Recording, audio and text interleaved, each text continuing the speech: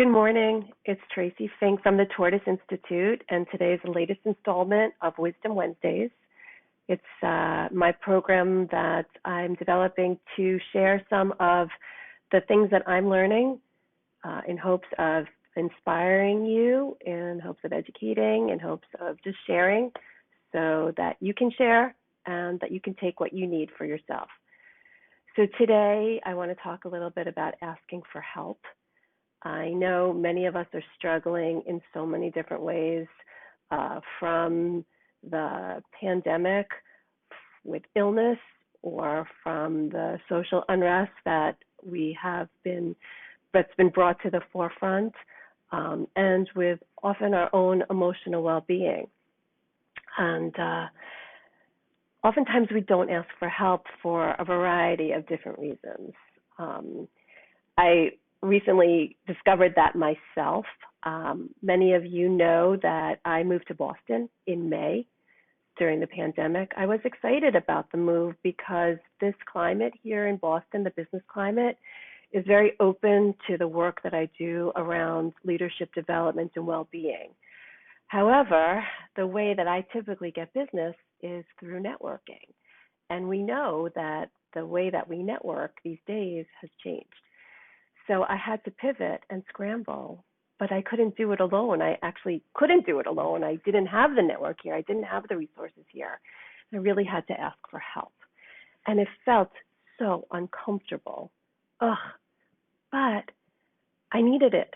I needed it. And so I really had to check in with myself and face or ask myself, what are my beliefs around asking for help? Is it weak?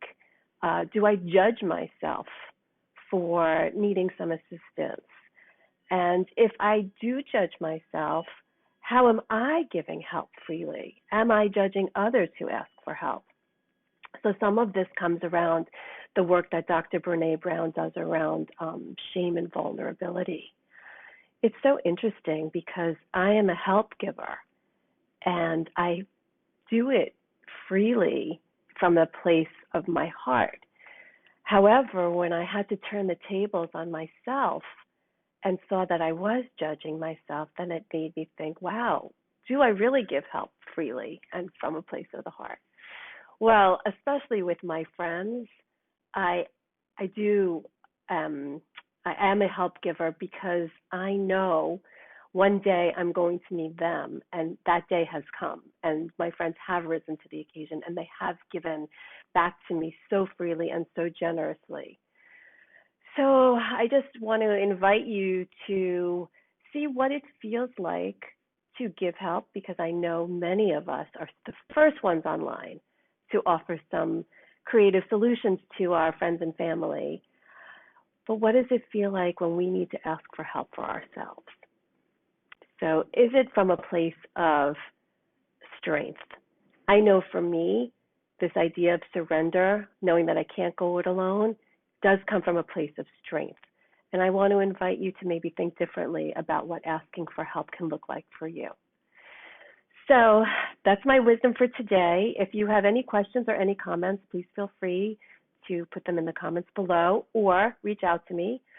Visit my website at thetortoiseinstitute.com, and I'll see you next week. Thanks.